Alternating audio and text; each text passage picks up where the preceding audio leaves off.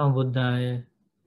I pay homage to the fully enlightened Supreme Buddha. Sadhu, sadhu. I pay homage to my teacher, Lukaswami Maharaj. Sadhu.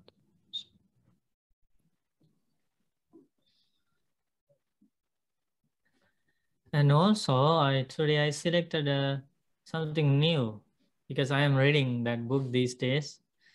So maybe you also think it's interesting. And so this is from King Milinda's questions.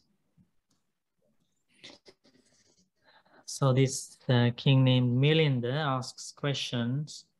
The Arhant Nagasena Thero answers. This is kind of a very old English translation from Rhys Davids, a very famous scholar who translated, I think, all the Pali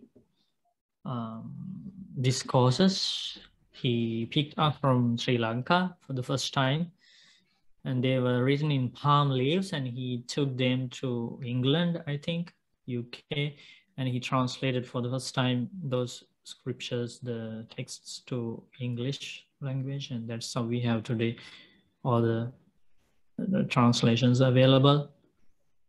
So he's a very famous scholar. So let's see, even though it's kind of an old translation, I think we can understand still most of it. So this is a question about Nibbāna and karma.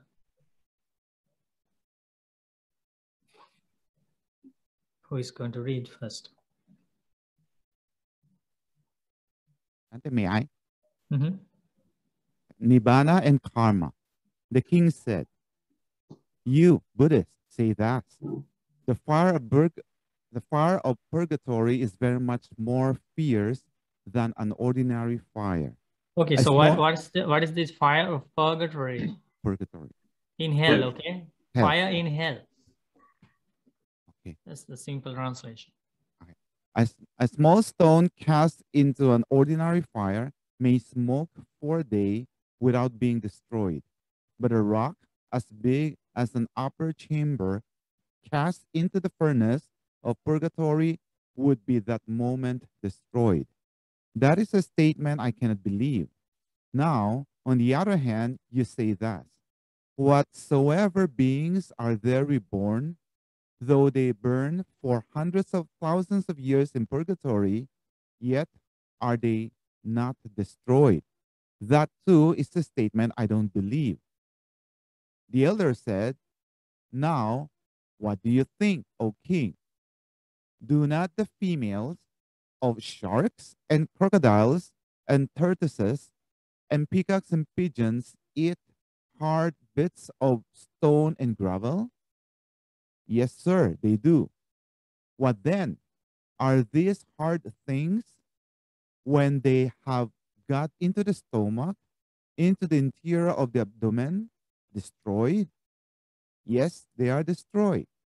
"And the embryo that may be inside the same animals, is that too destroyed?" "Certainly not." "But why not?" "I suppose, sir, it escapes destruction by the influence of karma." Okay, so here, Harry, let me explain something. So you understand what's happening here? So the King Milinda asked this question. When Bhantes teach the Dhamma, as Buddha explained, Bhantes teach people that the fire burns in the hell is so fierce, and it spreads so many kilometers, and the fire burns there thousands of years without stopping, but still the hell beings survive, and they experience exclusive pain, misery. They are inside that fire, but they don't die. How come that is possible? That was his question. And then Arhan Narathero asked about these females of sharks, crocodiles, tortoises, peacocks, pigeons, and all these birds and these animals. Don't they eat some stone and gravel? They do eat, right? And when they go into those animals' stomach, what happens? All those the stones, they get destroyed, digested, destroyed, burnt. But how about that embryo inside the same animal's body? How come that can survive? Because of the heat of that animal's body, the heat inside the body can destroy even the stones and gravel. But why doesn't that same heat inside the body of that animal destroy the embryo inside the same body? And then the king answered, oh yes, that's because of the karma of that embryo. If that embryo, because that embryo, that being that has been conceived in the animal mother's womb, if the karma is powerful, that being will not die. That being still survive inside the body of that animal. And then using that story, Arhan Bhante explains, same thing happens for the hell beings. Harry, can you continue? Yes, Bhante. Just so, great king, it is through the influence of karma that beings, though they have been for thousands of years in purgatory, are not destroyed. If they are reborn there do they grow up, and there do they die. For this, O king, has been declared by the Blessed One. He does not die until that evil karma is exhausted. Give me a further illustration. Now, what do you think, O king? Do not the females of lions and tigers and panthers and dogs eat hard bits of bone and flesh? Yes, they eat such things. What then? Are such hard things, when they have got into the stomach, into the interior of the abdomen, destroyed? Yes, they are destroyed. And the embryo that may be inside the same animals, is that too destroyed? Certainly not. But why not? I suppose, sir, it escapes destruction by the influence of karma. Just so, great king, it is by the influence of karma that beings in purgatory, though they burn for thousands of years, are not destroyed. Give me a further illustration. Now, what do you think, O king? Do not the tender women, wives of the Yanakas, and nobles and Brahmins and householders, eat hard cakes and meat? Yes, they eat such hard things. And when those hard things have got into the stomach, into the interior of the abdomen, are not they destroyed? Yes, they are. But the children in their womb, are they destroyed? Certainly not. And why not? I suppose, sir, they escape destruction by the influence of karma. Just so, great king, it is through the influence of karma that beings in purgatory, though they burn for thousands of years, yet are they not destroyed. If they are reborn there do they grow up, and there do they die. For this, O king, has been declared by the Blessed One, he does not die until that evil karma is exhausted. Very good. Nagasena. Sadhu, sadhu. Okay, that's how Arhan Bhante gave answers. Isn't that a good question asked by the King Milinda? Yes, Bhante. It's very There are lots of been questions reading and answers like that into in that book. that. King Milinda's questions book. So the hell beings, they survive there and they go through that pain for thousands and thousands of years, but they don't die because they have to repay the karma and they have to experience that pain repeatedly. What happens if they die in the first time when they get into the fire? Then they don't experience the pain because they die. But because their karma is so strong, so sharp, severe, they have to still be alive there for thousands and thousands of years, experiencing the pain of burning until their lifespan in hell is exhausted, their karma result is exhausted. That's how this happens. Same with the, let's say, in the animal world, if an animal is is severely, sick, but with that sickness, that animal will continue to live maybe 5 years, 10 years. And sometimes we wonder, oh, this animal now is suffering for years and years. And we have seen some animals with the same sickness just dies, just die in 1 week, 2 weeks, or whatever, in a short period of time. But with the same sickness, some animals suffer for years and years. That's the distinction of karma. And same with the people. Some people, they experience pain, misery for years and years due to some sicknesses, but they don't die. It's like that karma governs that the results. So that's the danger of doing evil things. That's the danger of making bad karma.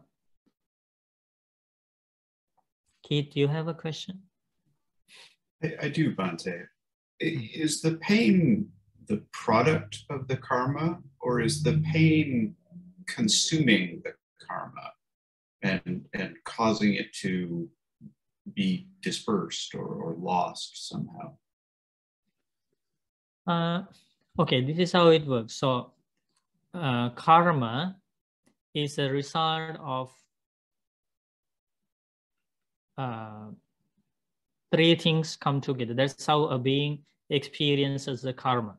Because the origination of karma, Buddha taught in the Nibbāna Sutta, origination of karma is passo. Passo means the contact.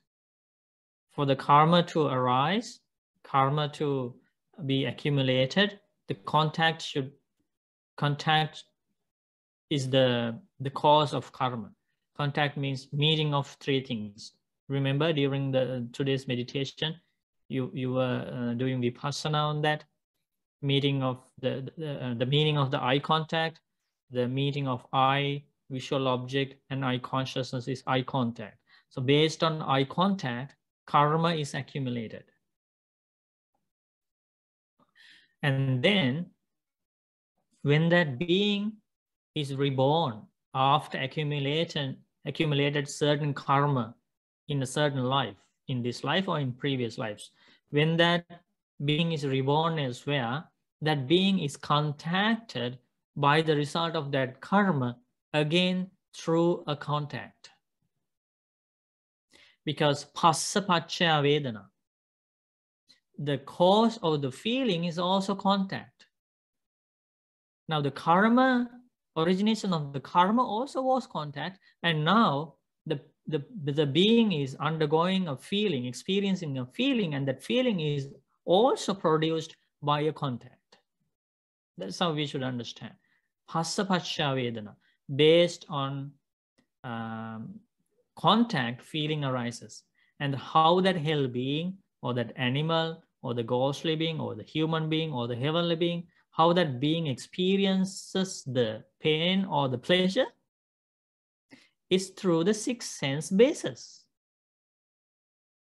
Through the ear base, eye base, ear base, nose base, tongue-based, body-based, and mind-based. Whatever feeling, whether it is painful or pleasure, comes to that being, comes through the 6 sense bases.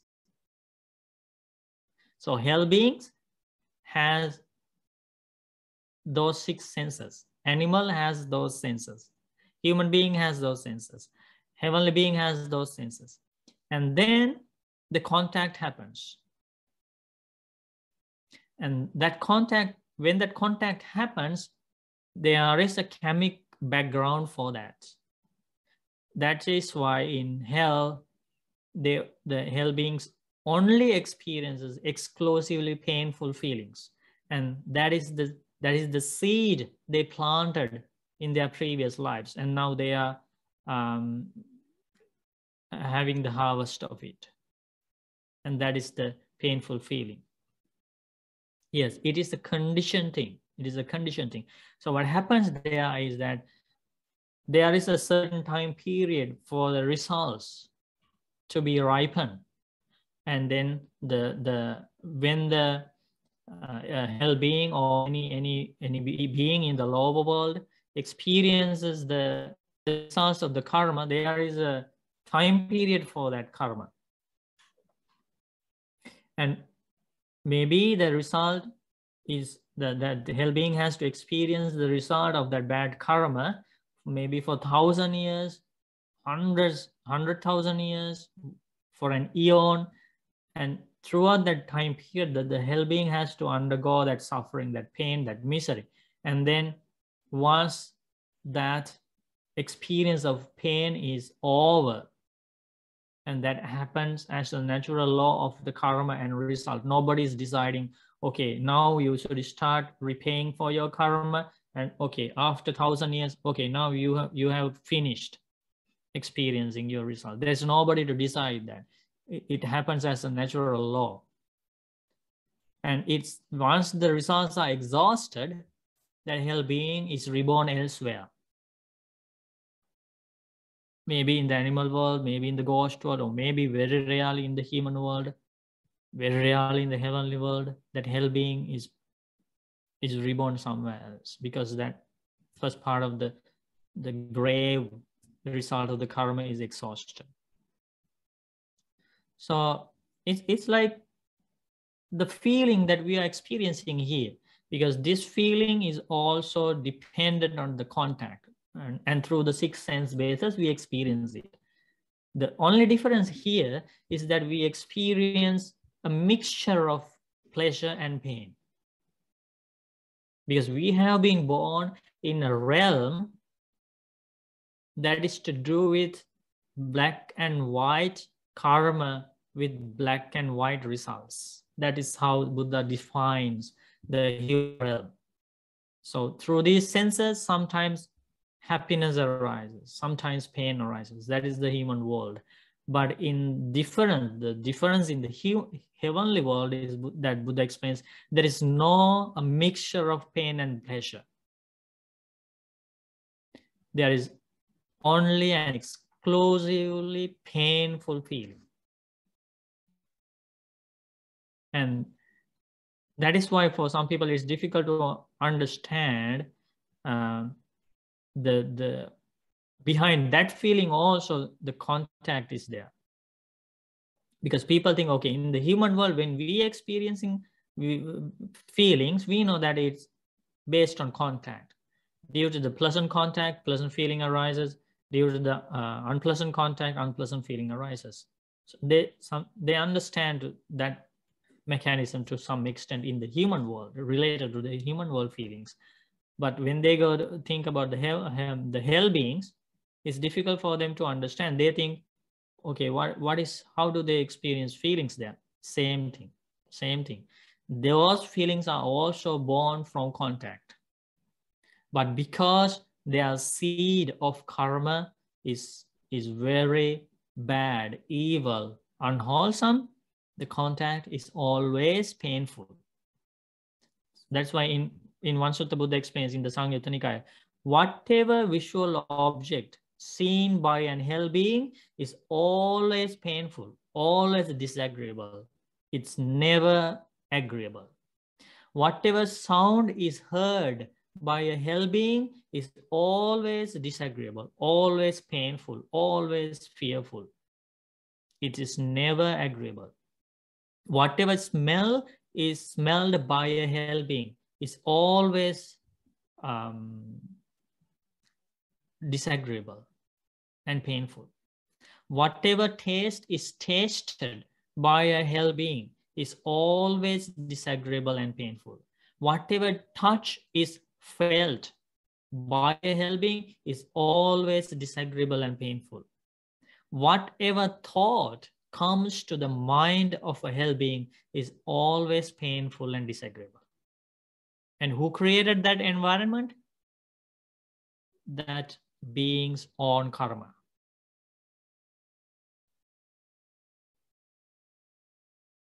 And also that is not permanent. The being has to undergo severe suffering, pain, misery, until the result is exhausted. So Okay. if I understand you, Bhante, the process that exhausts the karma is, in a sense, independent of the contact, but the contact arises from the conditions that are experienced while that is happening.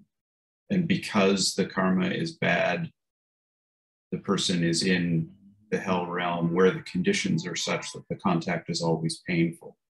Is that what you're saying? Yeah. Yes.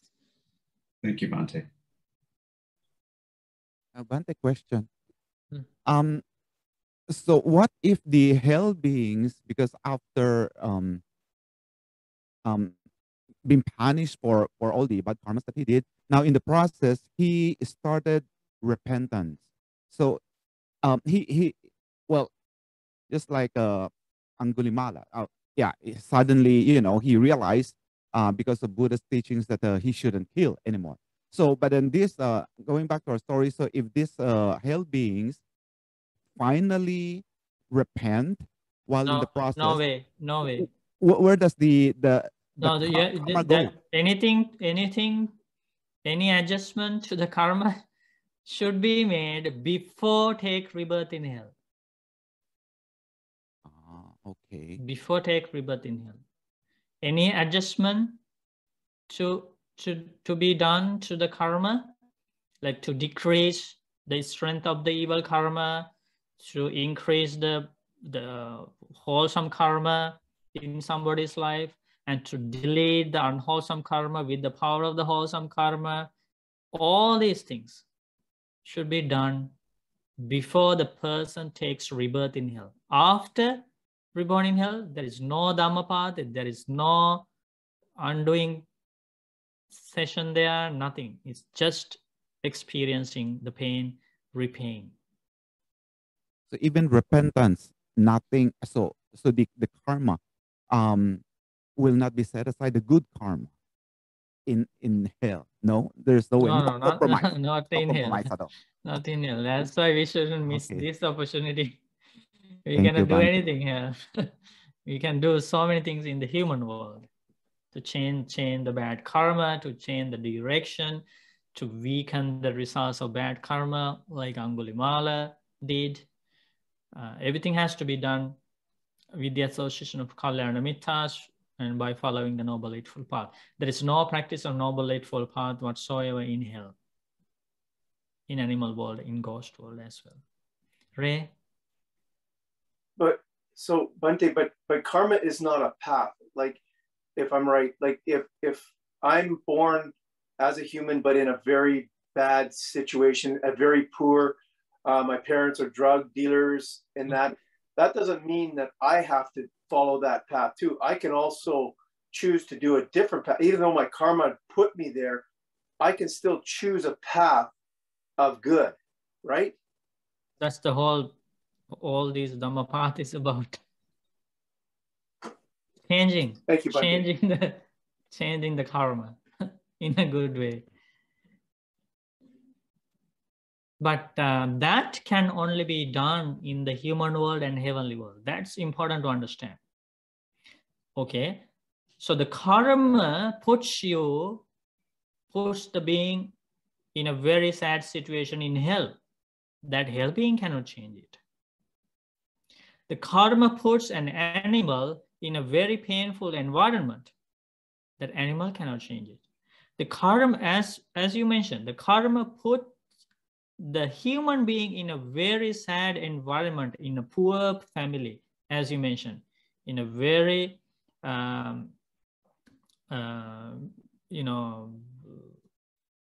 with so many problems, so many weaknesses. But human being can change that. If he associates with good friends, listens to the noble teachings, starts following the Noble Eightfold Path, that human being can change it. Also the heavenly being. Let's say the karma puts the one being in the heaven in the midst of ignorant devas. Ignorance devas means they only think about divine pleasures. They don't think about the impermanence. They don't think that the heaven is not permanent. They have to leave heaven one day. So they, some devas have done some evil things as well. If you read the Dhammapada background stories, commentary stories, you will read some devas tried to break friendships of monks, and so they started doing evil things.